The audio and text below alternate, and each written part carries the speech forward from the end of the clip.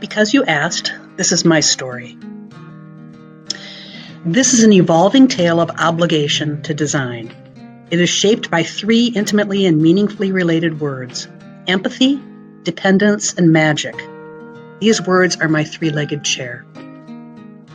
With empathy, the idea is to be simply present amongst neighbors and place, and to also see oneself listening for and finding a harmony between you, your neighbors, and that place. Empathy calls for a lack of judgment and a search for common ground at the same time. Because there is always what comes before and what comes next, dependency is the tiny perpetual engine of design. And magic, because I was born into the stories of J.M. Barrie, whose Peter Pan told us, the moment you doubt whether you can fly, you cease forever to be able to do it. So here's my design tale. When something is lost, something is found. This is a basic tenet of the design process, and the truth of that statement is what drives the intuition and the ego. This rhythm of I feel it and I know it, counterweighted by what is lost and what is found, is the momentum of any design process. Consider the site, the place of my field of design. When I intervene in the thinnest, topmost layers of earth, as I do in building design, I begin to dismiss just a little an existing continuity. It is, for instance, a certain rolling or roughness and undulation and uninterrupted horizon, the acoustics and texture of wind, an outcrop, a new shadow, the mirror and the catch of water. They're all part of the beginning of change to site and place, change propelled by intuition and ego. Also true, when I intervene, I energize place and invest myself in its potential to discover and explore contrast, embellishment, and stewardship. And so a disrupted rolling is perhaps a realignment and centering. A level roughness is a position of calm, sanctuary. A broken horizon line becomes a first moment of sunrise on a particular day. A subdued pattern of movement makes us aware of the movement itself. An intervening shadow is a place of commemoration. A breached boundary of water containment leaves behind a visible datum, leaves behind a past, a measurement, and a scale. What I try to do when considering site, then, is to tell its story in my own terms. As designers, we should consider ourselves as storytellers of the actual experience of transforming what we are just learning about into what we believe personally and intimately, which will ultimately be the design. This involves pondering and revising, revisiting, and re-inhabiting place from multiple points of view. This is the empathy of design, that I, as a designer, may understand what others could feel in my work, their affections and aversions, because I have experienced these feelings myself. Empathy is derived from the Greek empathia, or in passion, and it is with this passion for the feelings and experience of others that I might take something ordinary and, as Samuel Mockbee suggests, elevate it to the extraordinary. By means of empathy, a great painting becomes a mirror of the self, and a good work of architecture for me is connected to others and to nature through an embedded collection of experiences of people that I both listen to and I imagine will be there. Anyone might be able to imagine themselves in another's place with their feelings, desires, and actions, and it's genuine and palatable in a good work of architecture because we who go there are involved in the same observation and contemplation that informed the design in the first place. We love a painting, a place, a book because it was loved in some way in its making. What does dependence mean to architecture and design? The word dependence itself is an enigma. From its uncommon definitions as reciprocal, relative, having trust and confidence in, reliability, and to be a mainstay, come other more common variants of habit, Jones, addiction, a frail state of needing something or someone for support. In this profession, our self-esteem, our collective professional ego, places great value on independence and uniqueness. We are typically marked with moments of greatness in publication and broadcast for the unexpected, unprecedented spectacles of our work. This apparent self-image, sadly, threatens our very ability to serve average people in a community with basic good work. And I'm here to say that most architects and designers are just average people who sincerely believe that good design simply makes life better and should be accessible to anyone. But if we are empathetic designers, as I suggest we would be, how can we both strike a pathway of our own individuality and simultaneously walk in the shoes of our neighbors? To do so, in fact, we need to depend upon human nature and community, which does not thrive on separation, and we need to depend upon a personal and passionate connection to technique, our own process, and the means to understanding and generating our own work. First, the action of dependence in human nature is criticism. Mistaken as a pejorative as often as dependence is, it is something to be sought. We must admit, because of our humanity, our human nature, that without anyone to inspire us, need us, and make demands of us, and bring out the best in us, little, if not all of who we really are, will ever be expressed. Dependence, on the other hand, is also very personal. It requires a full confidence in the power of generating and recording one's own ideas and recognizing and celebrating the dependencies created in the design process. From the birth of a design idea to the realization of a building, for instance, dependence finds meaning in every creative gesture. Dependence promotes mitered-joined and inseparable experiences of place and stands always looking critically back at what has been created and looking forward at what may be. Dependence, that perpetual engine, looks for wholes that are greater than the sum of the parts. The design process is a risky thing, full of uncertainty and doubt, and it is wonderful also in its ambiguities and pregnant hesitations. The design process is laden with possibilities to be discovered under extreme pressure. Louis Kahn, whose modern work is notably timeless, said, "A building must begin with the immeasurable, must go through measurable means while it is being designed, and in the end must be immeasurable." In design, these immeasurables need to be codified and recorded to be seen and understood clearly to the designer working on the paper or the screen. I believe that we as designers should own the tools of our work, that we develop another kind of dependency, let us call it a glorious and luminous addiction, why not, to metaphor, analogy, and some particular creative construct of drawing. For me, this creative structure is the line. The line in all of its manifestations, physical and literary, is the vehicle of discovery and relationship for me. In all its potential, it is my live wire. Anyone who designs must find their own glorious addiction in order to process ideas. No one can give this key. It is simply found through trial and error. When we as designers rely on the trendy and the chic to validate our own adventures, we become subordinate to our own sense of purpose and the art of it. This way too often happens early at a point in the design when the process has the most to lose. Whether from fatigue or complacency, pressure or anxiety, people lose faith in their own capacity. It can be impossibly difficult to live with oneself on days when creative juices simply will not flow. My lineage as the daughter of a mathematician and philosopher is both literary and literal. So for me, in geometry, the line is length without breadth. There are timelines of history and culture, a lineage. In poetry, the line is verse, grouping of words with meter or not. In geology, the line is a seam, a furrow with measurable dimension. In drawing, the line is a mark, a stroke. In architecture, the line is all of these and hard won. And for 33 years, it has fed my appetite for the design process. It is enchanting in all of its forms. In short, in architecture, to me, the line is everything, sheathed in magic. For 33 years, I'm in love with the process of placemaking. Thinking and working in the dimension between earth and sky is a rich environment. Intervening on the land is a huge responsibility.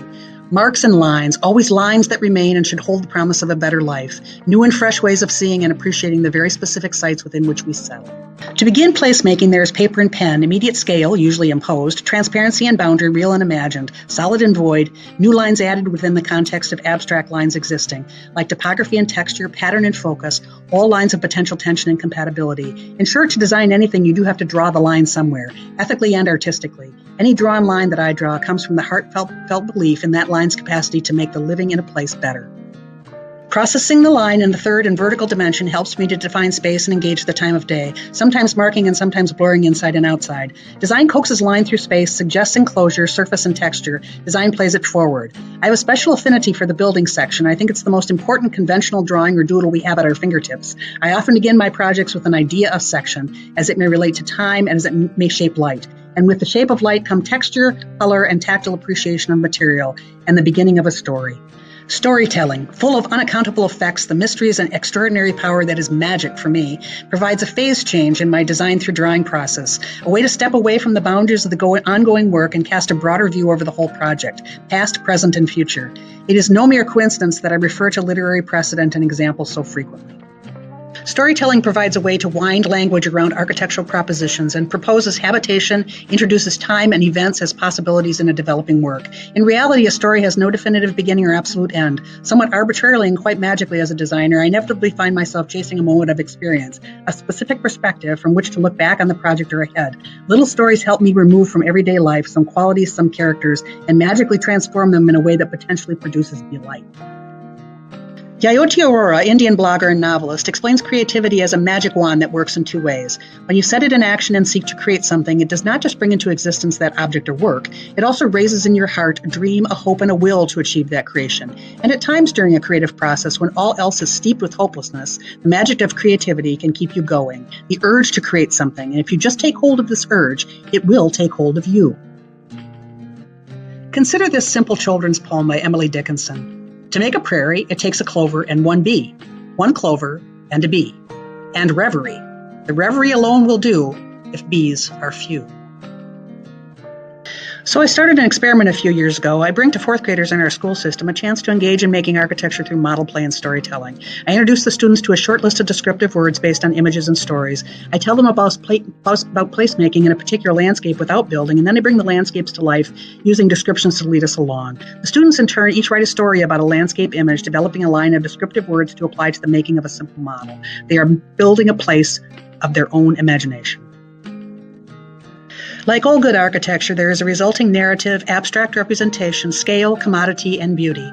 Moreover, there is a passion and a joy and the discovery that the process of design, nonlinear, thoughtful, self-informative, and bounded only by critical and dedicated enthusiasm for making life better, is good and valuable to them.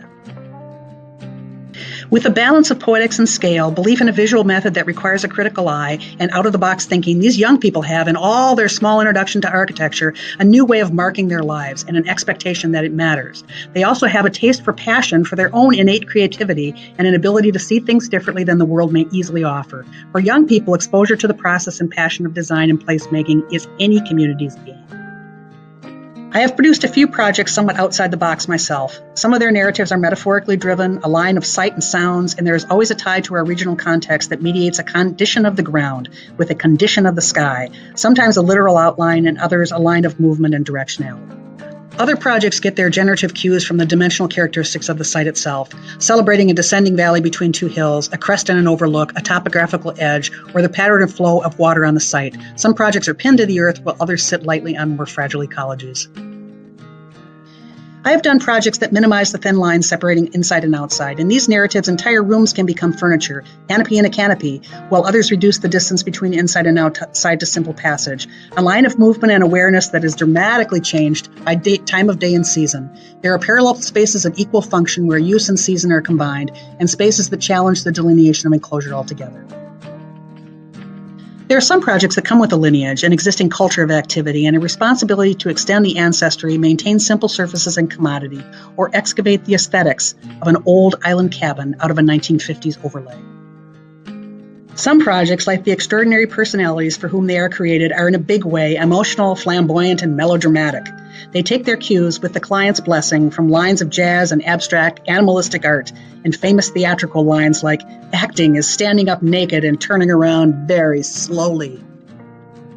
In the end, any architectural design should be a celebration of the inhabitants, the place, and the makers, the designer, and the builder. A permanent tribute to a process of sorts, to playing and working together within a magnificent array of interconnected lines, literary and literal, making something out of nothing. And what of obligation? We as designers are obliged to observe, to be critical, so that we may comprehend great artistic opportunity. As many have said, it is more important to recognize a good idea than to author it. The empathy, dependence, and magic in my process obligated me to invest with passion in my own process of working and to practice both play and control alike in the constant search for the extraordinary in ordinary things. The three words forming my tale of obligation are a call to the process of creative development over artifact, to the tiring, always nonlinear, unpredictable, messy, frightening, compulsive, at times vicarious and conjured, ripe and translucent process, whose full potential and discovery for all creative people is part of their daily bread. Day to day, I don't think that it's the good things we have all built or published or exhibited that fulfill us most. Once they have been made, I sincerely believe that it's the process of design that, when played to the max to prevail over obstacles and inhibitions, that most satisfies and invigorates. It must seem that every designer, every writer, every painter in the process of making what we make are all awash in turmoil. Even as this is true to a certain extent, it is also true that swimming in hypotheticals and hope are fundamental to the process. When in doubt, remember, we are waving, we are not drowning. There is no formula, no shortcut, no set of regulations that substitutes for engaging in a passionate process. F. Scott Fitzgerald said, and it applies to designers, sculptors, and painters alike, you don't write because you want to say something, you write because you have something to say. That, in a nutshell, is a chapter in my tale and every creative person's obligation.